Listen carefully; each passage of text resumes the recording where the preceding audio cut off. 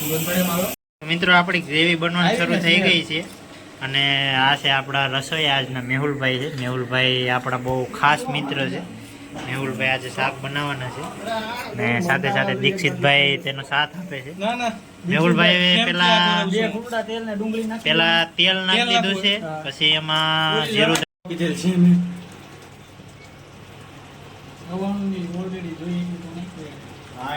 ડુંગળી નાખીને ચડી ગઈ છે. હવે લસણ નાખે છે, આખું લસણ જાય છે.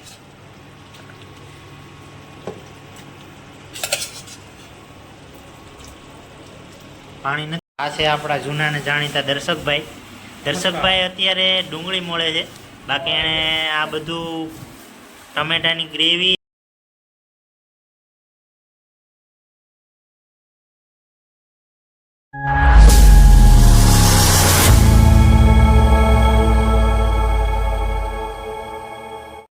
હેલો મિત્રો, કેમ છો? મજામાં જશો. આજે ફરીથી આવી ગયા છે એક નવા વિડીયો સાથે અને આજે અમે આવ્યા છે ભાઈબંધના ઘરે અને આજે અમારે પ્રોગ્રામ છે આખી ડુંગળી અને આખા લસણનું શાક બનાવવાનું છે અને સાથે દેશી રોટલા અને છાશ ને એવું બધું છે. તો આવ્યા છીએ ને અત્યારે બધા બનાવવા માટેની ફૂલ તૈયારી કરે છે અને તૈયારી જોરશોરથી ચાલે છે. અમે થોડાક લેટ પૂગ્યા છે. તમને બતાવીએ આપણા જૂના ને જાણીતા દર્શકભાઈ અત્યારે ડુંગળી મળે છે, બાકી એણે આ બધું ટમેટાની ગ્રેવી અને કાંદાની ગ્રેવી એ દર્શકભાઈએ જ કરી છે. એટલે તમે ગ્રેવી કરવી હોય તો તમે એને મળી શકો. અને આ છે આપણા ધર્મેશભાઈ. શું બનાવવાનું છે આજે? લીંબુનું શાક બનાવવાનું છે. મેં તો એવું સાંભળ્યું હતું કે આપણે આખી ડુંગળીનું શાક બનાવવાનું છે. ને આ છે અભિષેકને તમે ઓળખતા જ હશો. અભિષેક કેમ આવ્યો અહીંયા?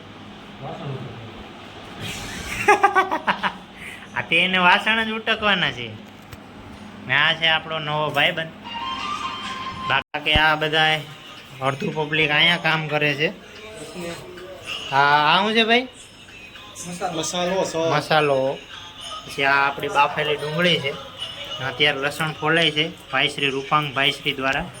અને આ છે આપણા દીક્ષિતભાઈ ફ્રોમ ગોંડલ. હા, માંડણ ગુંડલાના ગામધણી છે. આ ડુંગળી આ લોકો આખી બાફી નાખી છે ને એનું ડુંગળી અને લસણનું શાક આજે બનાવવાનું છે.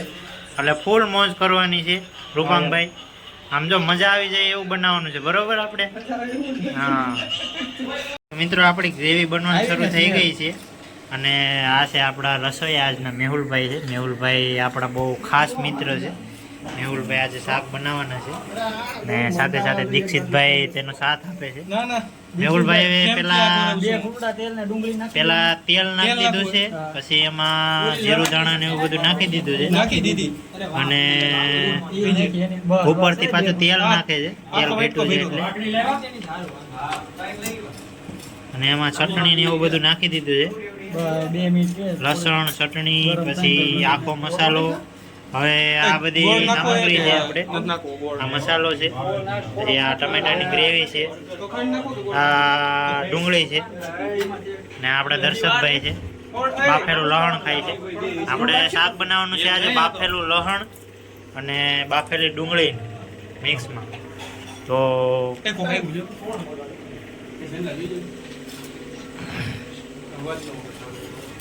ડુંગળી નાખી દેતો. ડુંગળી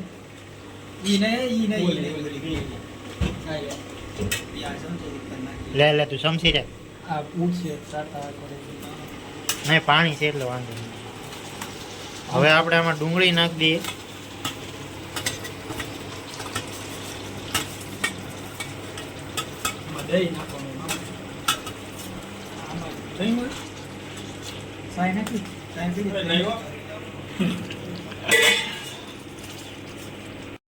મિત્રો, અત્યારે ગ્રેવી બનીને તૈયાર થઈ ગઈ છે.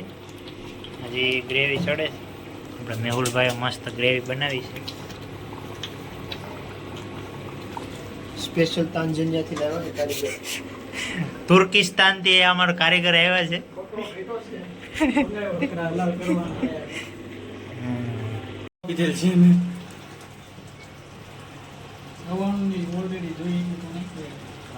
ડુંગળી નાખીને ચડી ગઈ છે. હવે લસણ નાખે છે કઢીને.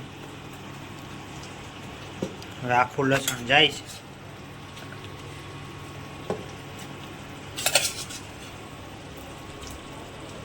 પાણી નથી નાખવાનું. ગ્રેવીની જગ્યાએ પછી રસો થઈ જાય જતો નહીં. આ લસણનું પાણી નાખવાનું કહેતા હતા ને? નાખી દીધું. હા.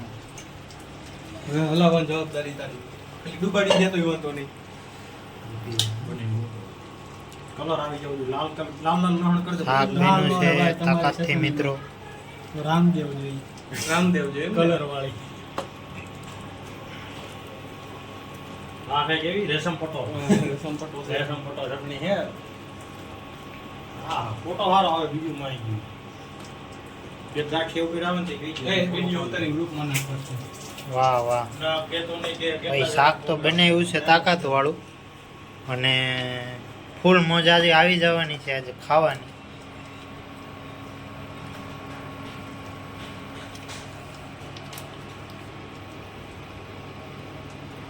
શાક એવું બનાવ્યું છે કે બધા વિડીયો ઉતારે જો. પહેલી વાર આવું બન્યું ભાઈ. પહેલી વાર આવું બન્યું. છોટી ગયું. કારીગરે બહારથી આવ્યા છે ને બનાવવા. લસણ દેખાય એમ લાગ્યું. લાલા જમવા કેમ બીજું બધે થઈ રે રામના નામ લેના એમ નો થઈ એનું વાતું કે હાલો. તો મિત્રો અત્યારે જમવાનું તૈયાર થઈ ગયું છે. અને અમદાવાદ જેવા મોટા સિટીમાં કાઠિયાવાડી જમવાનું કાઠિયાવાડી છોકરાઓ સાથે અને ફૂલ મોજ કરવાની છે આજે જમવાની. ને એ બધું પોસિબલ થયું છે આપણા મેહુલભાઈના લીધે. અને શાક એવું જોરદાર બન્યું છે ને કે ના પૂછો વાત.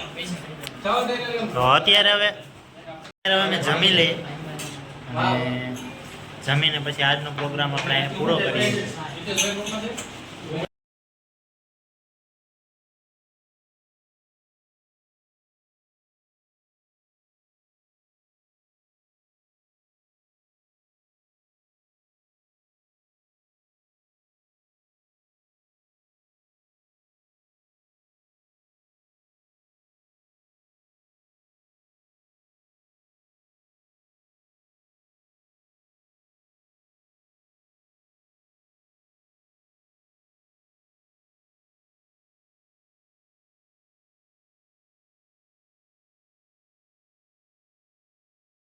પ્રોગ્રામમાં કાલે બહુ મજા આવી અને વિડીયો સારો લાગ્યો હોય તો લાઈક કરી દેજો, શેર કરી દેજો. નવા હોય તો ચેનલને સબસ્ક્રાઈબ કરતા રહેજો. બાય બાય, ટેક કેર, જય શ્રી કૃષ્ણ, રાધે રાધે.